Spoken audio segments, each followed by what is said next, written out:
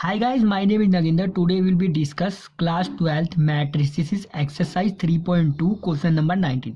तो guys question number 19 हमें क्या दिया हुआ है? A trust fund rupees 30,000 that must be invested in the two different types of bond. The first bond is 5% interest per year and second bond pays 77% interest per year. Using the matrix and multiplication, determine the how to divide the rupees 30,000 among the two types of bond. If the trust fund must be obtain an annual total interest of a कितना दिया हुआ है 1800, दूसरा दिया हुआ है 2000।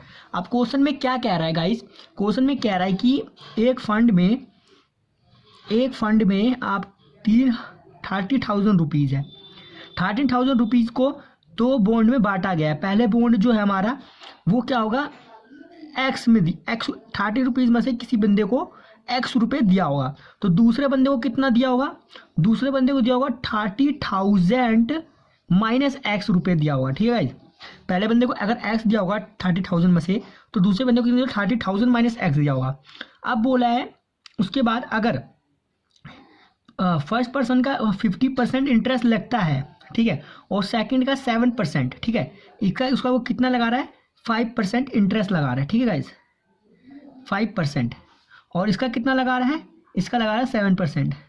तो ठीक है, तो दोनों का मिला के, ठीक है, बोल रहे हैं determine among two types of bond. दोनों टू टाइप्स ऑफ बॉन्ड को मिला करके जो हमारा टोटल इंटरेस्ट निकल रहा है वो जो हमारे कितना निकल रहा है, पहले में तो निकला हमारा कितना 1800 और दूसरे में निकला है बी में 2000। तो पहले हम 1800 वाला निकालेंगे, तो 1800 निकला है पहले में। तो हमें फाइंड करना है कि जो पैसे डिटरमाइन किए गए हैं, जो इसमें बांटे गए हैं, वो एक्स कितने होंगे। ठीक है, वही हमें फाइंड करना है। और यदि हमें if the trust fund obtain in annual total interest is कितना दिया, इतना, टोटल हमें इतना दिया है, और यदि टोटल इतना दिया हो तब कितना रुपये होगा। ठीक है, जो पैसे डिवाइड किए गए हैं वो पैसे कितने होंगे ये बताना है। ठीक है गाइस, तो गाइस अब क्या करते हैं, हम जानते हैं कि इंटरेस्ट निकालने का फॉर्मूला क्या होता है? सिंपल इंटरेस्ट वो होता है हमारा P into R into T divide by 100। ठीक है, यही होता है। अब गाइस टी होता है टाइम, आर होता है रेट जो हमें दिया हुआ है, और ये होता है हमारा ये। अब बोल रहा है कि यदि पहले फर्स्ट का अगर देखें 5% का देखें अगर 5x अपॉन 100, ठीक है गाइस, इंटू 30,000 प्लस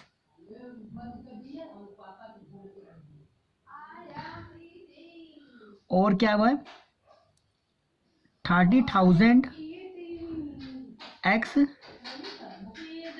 इंटू 7% का हम लिखेंगे 100 इज इक्वल टू कितना दिया है 1800 रुपये।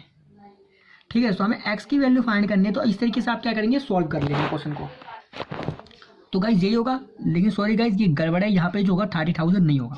क्यों? क्योंकि 13,000 में से एक्स रुपये इसको दिया हुआ है, और दूसरे वाले को कितने मिले 13,000 माइनस एक्स, तो इसे एक्स मिले नॉट फॉर ये। तो जो एक्स होगा ना इसमें वो हमारा क्या है, प्रिंसिपल। तो गाइज हम ये कह सकते हैं कि हमें क्या फाइंड करना है, हमें जो फाइंड करना है वो फाइंड करना है हमें प्रिंसिपल, जो पैसे इसने डिवाइड किए हैं। ठीक है, और उस पर जो रेट लगेगा, इंटरेस्ट आएगा, वो पैसे क्या होंगे इन टोटल, ये जो होकर के आएगा। ठीक है, तो हमें क्या फाइंड करना है, हमें फाइंड करना है सिर्फ प्रिंसिपल। तो प्रिंसिपल हमें फाइंड करना है। तो गाइज आई होप आपको इतना क्लियर हो गया होगा। अब गाइज चलिए ढूंढना कैसे है, तो चलिए स्टार्ट करते हैं।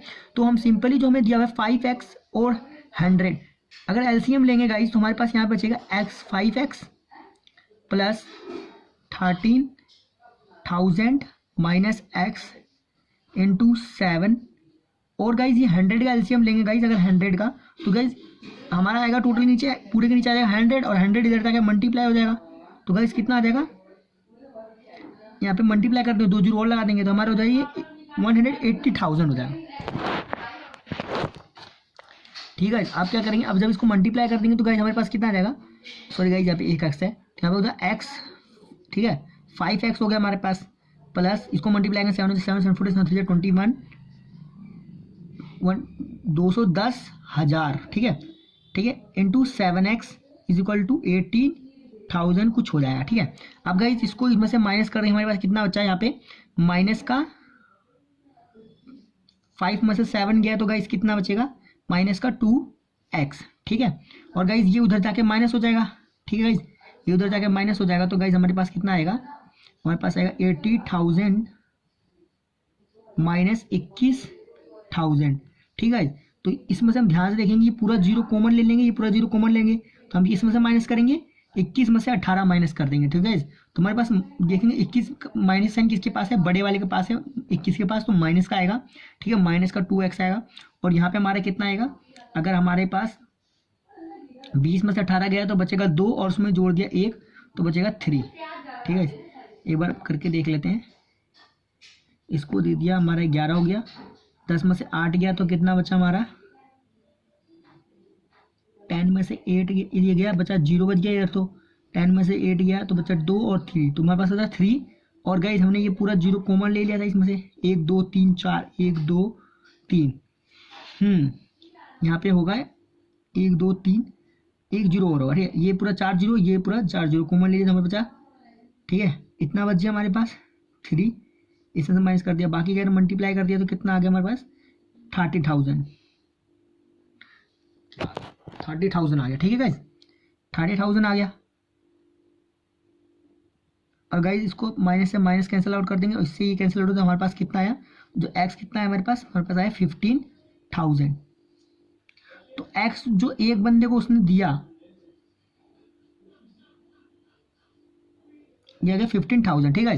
तो x जो बंदे को दिया उसने पास कितने आए 15,000, और दूसरे वाले को अगर माइनस करे तो दूसरे दोनों बंदे को कितने रुपए बांटे उसने 15,000 और 15,000 बॉन्ड बांटे गए, ठीक है। ये हो गया फर्स्ट का, ठीक है, और ये हो गया सेकंड का, उसके भी कितने बांटे 15,000, मतलब आधे आधे पैसे उसने डिवाइड किए। अब गाइज ये तो हो गया सिंपल मेथड से फाइंड करने का, लेकिन अब अगर बात करें मैट्रिक्स मेथड से, तो इस मैट्रिक्स वाले मेथड में क्या करेंगे, जो हमको दिया हुआ है, हम पहले ए मैट्रिक्स तैयार करेंगे। जो ए मैट्रिक्स हमारी होगी उसमें क्या रहेगा हमारे पास, एक्स इंटू डिवाइड किए गए होंगे, एक मैट्रिक्स तैयार करेंगे जो पैसे डिवाइड किए गए होंगे। तो पहले को तो एक आदमी को उसने दिए होंगे कितने एक्स रुपये, दूसरे वाले को कितने दिए होंगे 30,000 माइनस एक्स रुपये दिए होंगे, ठीक है। तो गाइज ये किसकी मैट्रिक्स बनी, ये दो बंदों की बनी, दो बॉन्ड्स की, ठीक है, टू बॉन्ड्स की मैट्रिक्स बनी, ठीक है, किसकी 2 बॉन्ड्स की, ठीक है। ये फर्स्ट बॉन्ड हो गया, ये सेकंड बॉन्ड हो गया, ठीक है। अब ये तो होगी हमारे क्या होगी, ये हमारी होगी कि जो पैसे उसने दिए प्रिंसिपल, सॉरी गाइज ये होगा हमारा प्रिंसिपल हो गया। अब दूसरा बी मैट्रिक्स तैयार करेंगे। बी हमारी किसकी मैट्रिक्स होगी, वो होगी रेट की। पहले को कितने रेट पे दिया उसने 5% पे, दूसरे को कितने पे 7% पे, ठीक है। अब गाइज इसको हम कैसे लिख सकते हैं, इसको ये जो मैट्रिक्स रहेगी हमारी, हमेशा मैट्रिक्स किससे होती है, रो इनटू कॉलम करके मल्टीप्लाई होती है। अगर इसकी रो होगी तो हमें इसको मैट्रिक्स कैसी तैयार करनी होगी, हमें कॉलम की तैयार करनी होगी। तो गाइज कॉलम की मैट्रिक्स अगर तैयार करें तो गाइज वो कुछ ऐसे हो जाएगी, ठीक है, ऐसे हो जाएगी। और 5% को हम ये लिख सकते हैं 100, 5% को यही तो लिखते हैं, जब भी परसेंट का साइन हटाना हो तो नीचे 100 लगा देते हैं। और 7 में भी ऐसे ही करेंगे, 100 लगा देंगे, ठीक है। तो ये हमारी बी मैट्रिक्स होगी। अब बोला है हमें डिटरमाइन करना है 2 मल्टीप्लिकेशन का मैट्रिक्स करके उसका टोटल वोट करने का, ठीक है। तो हम जानते हैं कि जो हमारा टोटल अमाउंट होता है, ठीक है, टोटल अमाउंट जो निकलता है हमारा वो कैसे निकलेगा, ठीक है। तो इन दो का आप मल्टीप्लिकेशन करके निकालना है। तो हम जानते हैं जो हमारा ए बी निकलेगा हमारे पास, ए और बी, ठीक है। ए बी हमें जो गिवन दिया हुआ है, इसमें कितना दिया हुआ है, वो दिया हुआ है 1800 रुपये, ठीक है, 1800 रुपये दिया हुआ है ए बी टोटल अमाउंट। तो गाइज इसका जो मैट्रिक्स निकालेंगे तो हमारे पास कितना निकल के आएगा, हमारे पास निकल के आएगा एक्स 30,000 माइनस एक्स, ठीक है। और ये रहेगा हमारे पास 5/100, ये भी रहेगा हमारे पास 7/100, ठीक है, ये होगा, ठीक है, और इक्वल टू 1800। अब गाइज इन दो की मल्टीप्लिकेशन कर दें अगर गाइज, तो हमारे पास क्या आ जाएगा, पहले वाले की इससे करेंगे तो x की इसके साथ करेंगे तो कितना आएगा 5/100 इंटू एक्स, ठीक है। दूसरे वाले एलिमेंट के साथ करेंगे तो गाइज कितना आएगा प्लस 13,000 माइनस एक्स इंटू 7/100, ठीक है, यही हो जाएगा। और इक्वल टू कितना हो जाएगा हमारे पास 1800।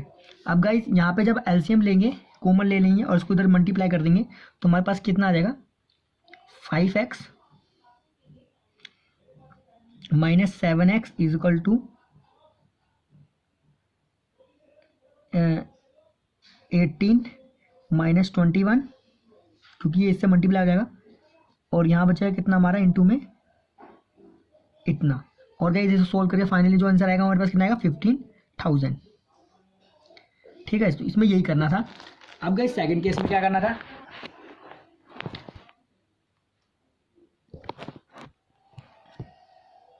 तो गाइस ये तो हमारा जब हो गया जब उसने ए बी से कितने मतलब कितने टोटल अमाउंट उसको फायदा हुआ था। टोटल अमाउंट वो होते 100 रुपये फायदे हुए थे। ठीक है, टोटल दोनों को मिला करके। अब दूसरे अमाउंट में उसे कितना फायदा हुआ है दूसरी बार में उसको जो फायदा हुआ है वो हुआ है 20 100 का। 100 का निकालेंगे तो गाइस कैसे निकलेगा, चलिए देखते हैं गाइस। 100 का अगर निकालेंगे तो चलिए गाइस 100 का निकालते हैं। 100 का निकाले अगर तो गाइस हमारा फिर से वही रहेगा, ए मैट्रिक्स रहेगा हमारा, वो रहेगा हमारा x और 13,000 माइनस एक्स जो दो बोर्ड में बटेगा। बी मैट्रिक्स रहेगा हमारा, वो किस चीज़ का रहेगा, वो रहेगा 5% और 7% का।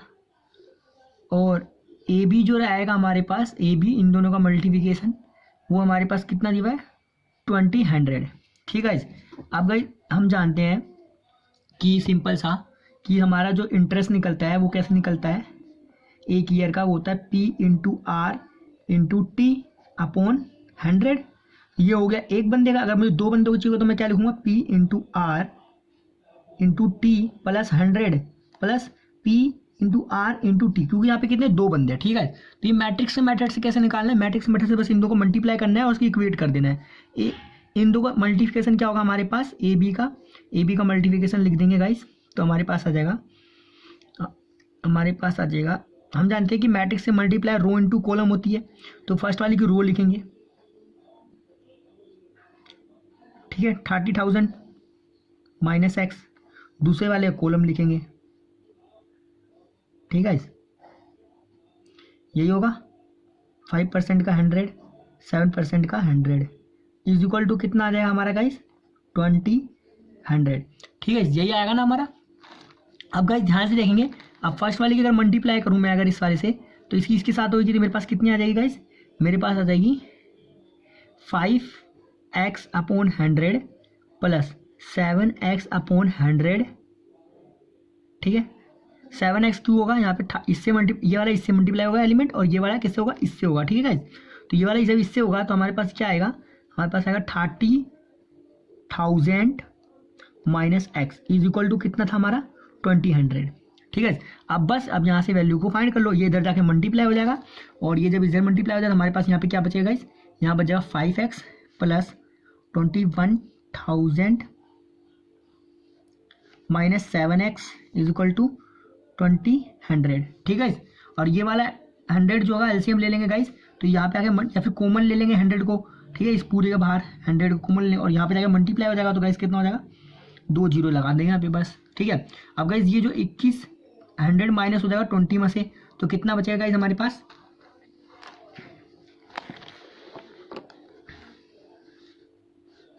तो गाइस हम देखेंगे हमारे पास जो रहेगा, हमारे पास यहाँ बचेगा जो 5x minus 7x is equal to, ठीक है 20,000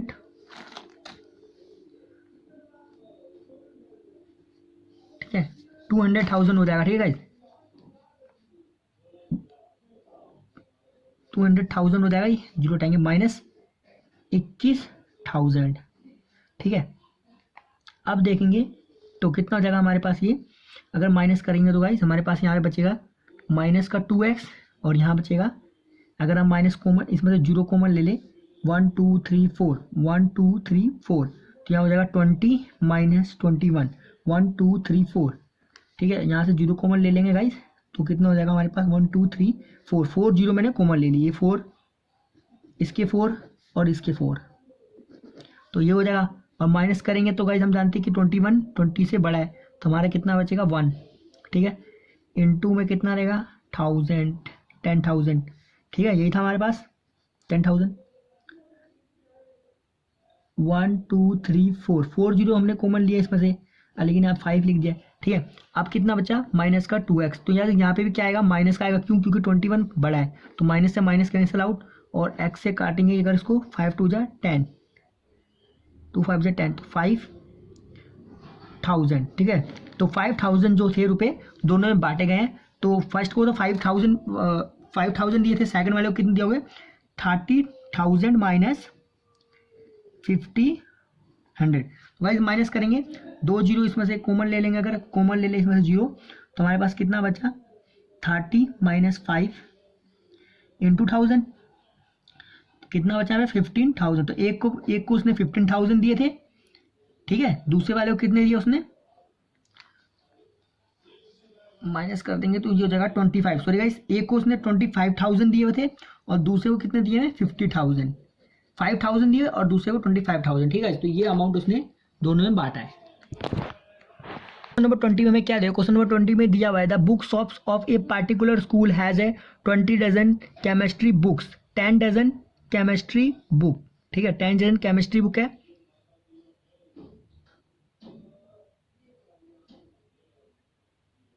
क्या होगा,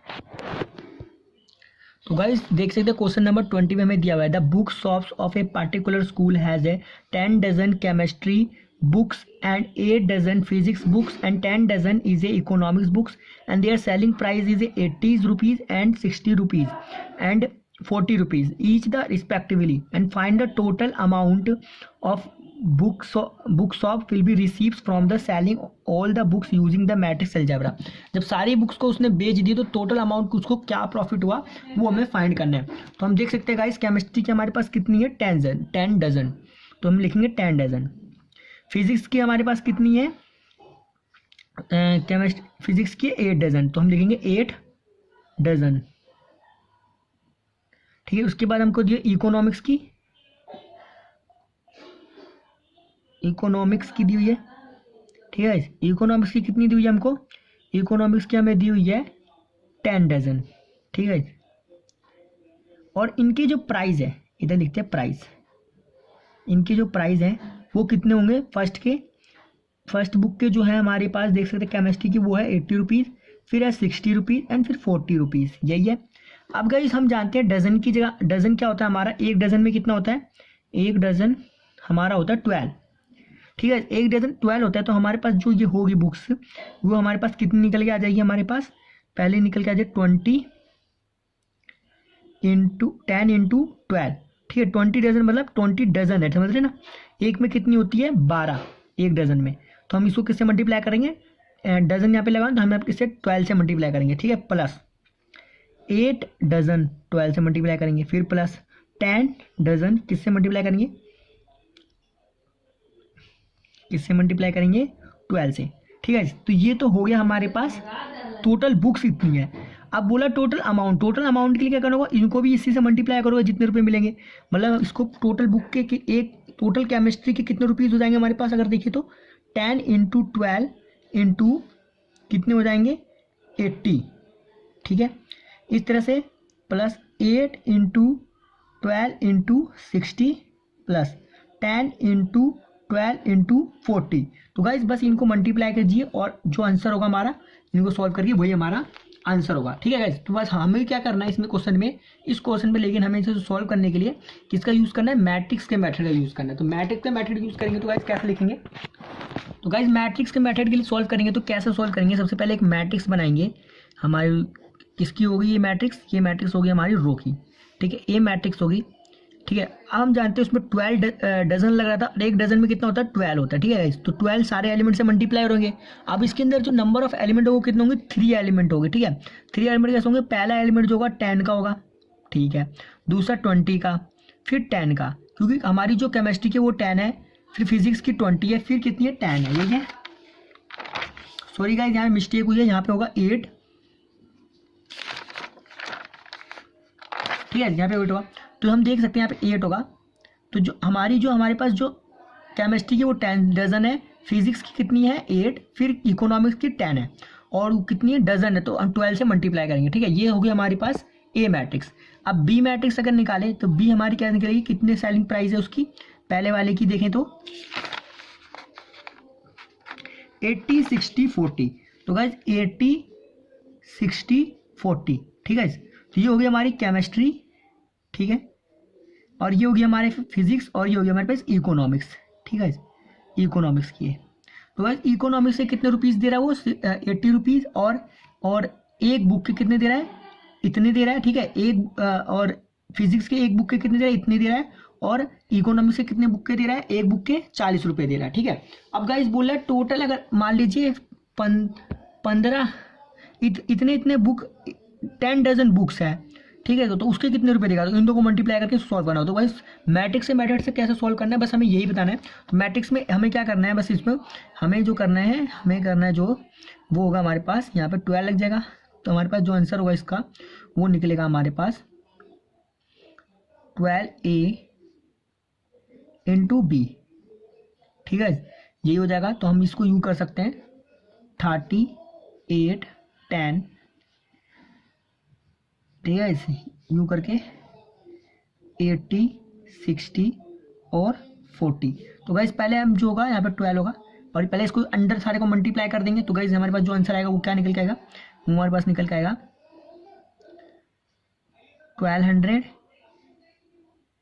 ठीक है, और इससे मल्टीप्लाई करेंगे 8 1 8 16, और इसको 8 9, ठीक है, 96 हो जाएगा, और इससे मल्टीप्लाई करेंगे 1200, ठीक है, और किससे मल्टीप्लाई करना है हमको, इनसे 80 रुपीज़ 60 रुपीज़ 40 रुपीज़। ये हो गया हमारे पास प्राइस। ये हमारे पास होगी बुक्स, नंबर ऑफ बुक्स, और ये कितने डजन जा रही है, ये जा रही 1 डजन। 1 डजन में कितनी होती है, 12, ठीक है, वो हमने लिख दिया। अब गाइज इनका मल्टीप्लिकेशन कर देंगे तो हमारे पास कितना आ जाएगा, फर्स्ट का करेंगे इनके साथ तो कितना आएगा, 200 into 800 plus 96 into 60 plus 1200 into 40।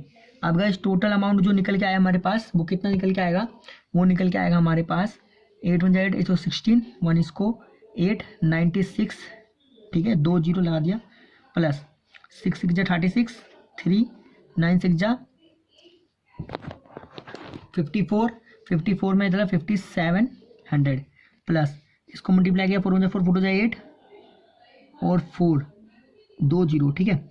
अब इसको ऐड कर दिया 96,000 5760 4800 06, और इसको दे दिया 8 8 8 16 8 8 16 8 8 16, और 16 में 4 जोड़ा कितना हो गया हमारे पास 20 20, और एक हो गया 21 21, और एक हाजिर दे 2, और ये हो गया हमारे पास कितना, ये हो गया 10 10 हो गया ये, और ये हो गया 10 10 10 20। तो हमारे पास टोटल जो आया वो कितना निकल गया 200 160, ठीक है, 1 10 100 1000 10,000। तो हमारे पास जो निकल के आया इसमें हमारे पास आया 20,160 रुपीज़ निकल के आया टोटल अमाउंट। तो गाइस नेक्स्ट क्वेश्चन हमें दिया हुआ है assume X Y Z and W P, ठीक है, एक मैट्रिक्स है, ठीक है, एक मैट्रिक्स है आर, ठीक है, order in 2np 3kp and np and the respectively choice the correct answer. तो गाइस करेक्ट आंसर हमें चूज करना है इस क्वेश्चन में। तो गाइस आपको एक मैट्रिक्स दी हुई है इसमें, ठीक है, तो गाइस हमको दिया हुआ ये इस तरीके से, जो कोई हमें क्या दिया हुआ है, मैट्रिक्स दी हुई है और उसके हमें ऑर्डर दिए हुए हैं, तो हमें करेक्ट आंसर ढूंढना है। तो restriction on K P so that is P plus Y, ये कंडीशन दी हुई है और हमें ये ऑप्शन का ढूंढना है कि P Y plus W I will be defined as, तो ये डिफाइंड। तो हमें सबसे पहले जो होगा गाइस हमको क्या करना है कि इसका जो है एक मैट्रिक्स बना लेना है, जो हमें गिवन है, ठीक है, जो गिवन है उसका मैट्रिक्स बनाना है, ठीक है। तो केस 1 का सॉल्व करेंगे अगर, तो गाइस हमें मैट्रिक्स बनाए अगर एक्स की मैट्रिक्स क्या दी हुई है, हमको ऑर्डर क्या दिया हुआ है 2 इंटू एन। इस तरह से अगर देखें वाई का क्या दिया हुआ है 3 इंटू के। इस तरह से देखिए जेड का क्या दिया हुआ है 2 इंटू पी। और क्या बोलते हैं पी का क्या दिया हुआ है, जेड के बाद डब्लू, डब्लू का क्या दिया हुआ है गाइस, डब्लू का दिया हुआ है हमें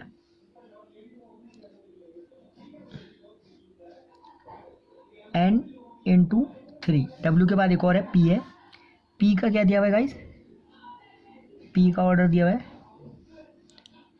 पी का ऑर्डर दिया हुआ है पी इंटू के। अब गाइस बोला है कंडीशन में हमें कि हमें जैसे ये दिया हुआ है कि P Y plus W Y दिया है, तो उसके कुछ ऑप्शन दिए हुए हैं, ठीक है। तो अगर हम देखें पी वाई देखें, पी और वाई ये हमारे पास मैट्रिक्स है पी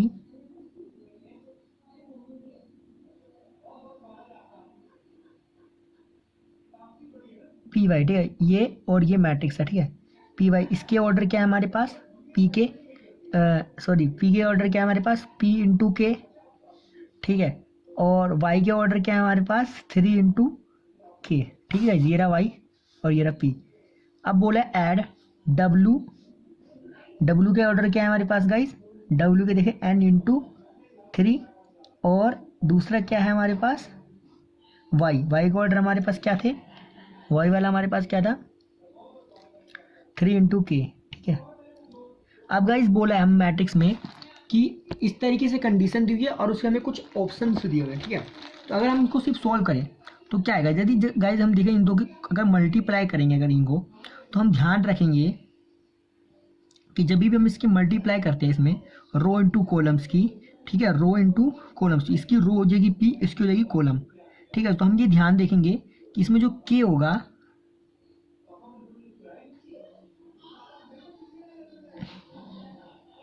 इसका जो के होगा वो इस वाले के इक्वल होगा कि नहीं होगा, क्योंकि हम हमेशा देखते हैं कि हमें इसकी कोई मैट्रिक्स दी है, मान लीजिए 2 इंटू 1 की, ठीक है, इस 2 इंटू 1 की दी हुई है, और इसकी मैट्रिक्स हमें कोई दी हुई है, किसकी दी हुई है 2 इंटू 3 की। तो हम ध्यान से देखेंगे तो इसका और इसका इक्वल है कि नहीं इक्वल है, तो हम ये क्या देखेंगे कि के और इसके इक्वल होगा, ठीक है। तो हम ये कह सकते हैं इस तरह से इसमें देखेगा तो इसकी क्या दी हुई है एन, अगर इनकी मल्टीप्लाई करेंगे तो हमारे पास निकलेगा एन इंटू 3, और जो इसकी मैट्रिक्स होगी वो किसी इक्वल 3 की। तो यहाँ पे देख सकते साफ पता चला है इक्वल है, ठीक है। तो हम ये कह सकते हैं कि इस केस में यहाँ पे के इक्वल टू हमारा क्या निकल के आया, वो होगा 3, ठीक है। के इक्वल टू 3 निकल के आया। और गए इस वाले केस में हमारे पास क्या निकल के आया, एन इक्वल टू में के निकल के आया, ठीक है। ये सॉरी गाइस, यहाँ पे तो 3 इक्वल टू 3 है, ठीक है, यहाँ पे तो सही है। लेकिन एन अब इनको जब मल्टीप्लाई करेंगे तो इनकी मैट्रिक्स क्या बनेगी गाइस, ठीक है। इनकी जो मैट्रिक्स मल्टीप्लाई करेंगे तो वो होगी हमारी पी इंटू, क्योंकि हमारी इसकी रोज होती है इसकी कॉलम्स होती है, तो पी इंटू इसकी मैट्रिक्स बनेगी 3 की बनेगी, पी इंटू 3 की बनेगी। ऐड करना है और इसकी मैट्रिक्स बनेगी एन इंटू इसके नंबर ऑफ रोज, इसके नंबर ऑफ कॉलम 3, ठीक है। अब हम ध्यान देखेंगे गाइस यहाँ पे कि देखेंगे जब भी हम मैट्रिक्स किसी को भी ऐड करते हैं तो उसके ऑर्डर हमेशा हमारे सेम होते हैं, है ना। जब ऑर्डर सेम होंगे जब भी तो मैट्रिक्स हमारी जुड़ जाती है, इसके अंदर कोई भी एलिमेंट हो तो उसकी जो ऑर्डर सेम होंगे जब भी तो जुड़ जाएगी, ठीक है। वरना कोई मैट्रिक्स ऐड होती नहीं कभी, तो इसके भी ऑर्डर सेम होंगे और इसकी भी ऑर्डर सेम होंगे। और हम इस ऑर्डर के हिसाब से देखें कि पी की जो वैल्यू आएगी ना हमारे पास, वो हमारे पास क्या निकल के आएगी, ऑर्डर सेम होंगे जब भी तो हम इसको जोड़ सकते हैं। तो ऑर्डर क्या होता है हमारे पास, पहला होता है रो, फर्स्ट रो सेकंड रो, और दूसरा क्या होता है कॉलम्स, तो 1 2 3 इसके कॉलम्स होंगे, ठीक है। तो हम देख सकते हैं कि जो हमारा पी होगा बराबर एन होगा, ठीक है। और जो इसकी मैट्रिक्स बनेगी लास्ट वाली वो क्या बनेगी, वो बनेगी किसकी, रो इंटू कॉलम यानी पी एन की, ठीक है गाइस, पी एन की बनेगी। तो हम देख सकते हैं कि जो इसकी पी बराबर एन होगा तो हमारे पास दो निकल गया, एक तो है के इक्वल टू 3 और दूसरा है पी इक्वल टू एन। तो वही जो हमारे जो आंसर होगा इसका जो करेक्ट आंसर होगा वो क्या होगा हमारे पास, वो हमारे पास ए होगा, ठीक है गाइस। क्या होगा, ए होगा, क्यों होगा, पी हमारा क्या है के इक्वल टू 3 निकल गया, दूसरा है पे इक्वल टू एन, तो यही हमारा इसका आंसर होगा। तो गाइस देखेंगे लास्ट क्वेश्चन में 22 क्वेश्चन में क्या दिया है, if the n is equal to p, ठीक है, and then the order of the matrix 7x minus 5z is, क्या होगा इसका ऑर्डर, इसका ऑर्डर क्या होगा। ठीक है गाइस, तो सबसे पहले मैट्रिक्स बना लेते हैं गाइस। हमको कंडीशन क्या दी है कुछ क्वेश्चन में सॉल्व करने से पहले कि जो हमारा n है वो p के बराबर है। ठीक है गाइस, ठीक है, जो हमने फाइंड भी कर लिया था n is equal to p होता है हमारा। अब उसके बाद बोला है हमें 7x माइनस 5z, ठीक है, और हमें x का क्या दिया हुआ था, x की जो मैट्रिक्स दी हुई थी हमारे पास वो क्या गिवन थी गाइज, इसके ऑर्डर, इसकी मैट्रिक्स जो थी वो नहीं दी थी, उसके ऑर्डर दिए हुए थे, और x के जो ऑर्डर थे गाइज हमारे पास वो थे 2 इंटू एन के ऑर्डर। इस तरह से देखिए z के ऑर्डर क्या थे गाइज, तो z के ऑर्डर जो हमारे पास थे वो थे हमारे पास 2 इंटू पी के ऑर्डर। ठीक है, 2 इंटू पी के, तो गाइज इसको सॉल्व करेंगे तो हमारा क्या आंसर है, तो हम जानते हैं गाइज, मान लीजिए 7x है हमारे पास, ठीक है, और यहाँ पे कोई एलिमेंट है, ठीक है, इसके अंदर कोई एलिमेंट है 1, मान लीजिए 1 हो गया, 1 एलिमेंट है 1 1 1 1 1 1, तो गाइज मैं इसका मल्टीप्लाई करूँगा तो क्या इसका ऑर्डर बदल जाएगा, नहीं होगा, इसका ऑर्डर भी वही रहेगा 2 इंटू एन का। ठीक है, इस तरह से 5z है, तो गाइज इसमें भी अगर मैं 5 से मल्टीप्लाई कर दूँ, यदि 5 से, इसके अंदर भी यहाँ पे 7 से, यहाँ पे 5 से, तो क्या इसका ऑर्डर बदल जाएगा, ऑर्डर इसका भी वही रहेगा 2 इंटू पी का। ठीक है, तो ये कंफर्म हुआ। ठीक है, तो ऑर्डर वही रहेगा। अब गाइज आती है माइनस करने की बारी, ऑर्डर जब सेम रहा और उसको जब हम माइनस करते हैं 2 into n minus 2 into p, guys order जब सेम होगा जब तो माइनस होगा, आपको ये पता ही है। ठीक है, मैट्रिक्स में ऑर्डर जब सेम होगा जब तभी माइनस होगा। ठीक है, तो ऑर्डर अगर सेम है तो गाइज हम ये कह सकते हैं इस मैट्रिक्स में कि एन हमारा दिया था, एन पी के इक्वल है, एन जो हमारा पी के इक्वल है, मैंने पहले ही बताया था कि हमारा इक्वल ही होता है। तो गाइज हमको कंडीशन दी हुई है एन इक्वल टू पी की दी हुई है, तो जो गाइज इसको माइनस करने के बाद जो मैट्रिक्स हमारी लास्ट बचेगी वो हमारे पास क्या बचेगी, वो बचेगी हमारी 2 इंटू एन। ठीक है, या फिर हम 2 इंटू पी भी लिख सकते हैं, है ना, ये दोनों लिख सकते हैं। क्यों, क्योंकि एन बराबर पी है, चाहे मैट्रिक्स एन की जगह पी डालो, पी की जगह एन डालो, बात तो एक ही है। तो गाइज ऑप्शन में देखेंगे क्या है हमारा, तो वही हमारा एन में क्या दिया है गाइज, ध्यान से देखेंगे ऑप्शन दिया है पी इंटू 2। ठीक है, तो p इंटू 2 है क्या, नहीं, हमारे 2 इंटू पी है। ठीक है, ऑर्डर हमारे रोज क्या है, इसमें 2 है और कॉलम क्या है, p है, तो गाइज ये तो फर्स्ट तो होगा नहीं। सेकंड जो है 2 इंटू एन, तो 2 इंटू एन है, तो हाँ गाइज 2 इंटू एन है, तो इसका करेक्ट आंसर जो होगा बी होगा। n इंटू 3 तो था ही नहीं, p इंटू एन में हमारा है क्या, p इंटू एन, तो p इंटू एन तो होगा ही नहीं होगा। ठीक है गाइज, क्यों नहीं होगा, क्योंकि ऑर्डर हमारा यही बनेगा, ऑर्डर चेंज होगा। जैसे मान लीजिए 2 इंटू 2 ऑर्डर है इसका, ठीक है, 3 इंटू 2 ऑर्डर है, और इसका भी 3 इंटू 2 ऑर्डर है। तो गाइज देखेंगे जो हमारे पास मैट्रिक बनेगी वो यही बनेगी, ना कि माइनस करने पे यही ऑर्डर बनेगा, ना कि दूसरा ऑर्डर बनेगा। और हम यहाँ पे देख सकते हैं p इंटू एन दिया है, तो एन की जगह p भी ले सकते हैं, 2 भी ले सकते हैं, बट ये इसको इधर नहीं कर सकते, इसको इधर नहीं कर सकते, क्योंकि रोज इंटू कॉलम होता है ना हमारा, इसलिए।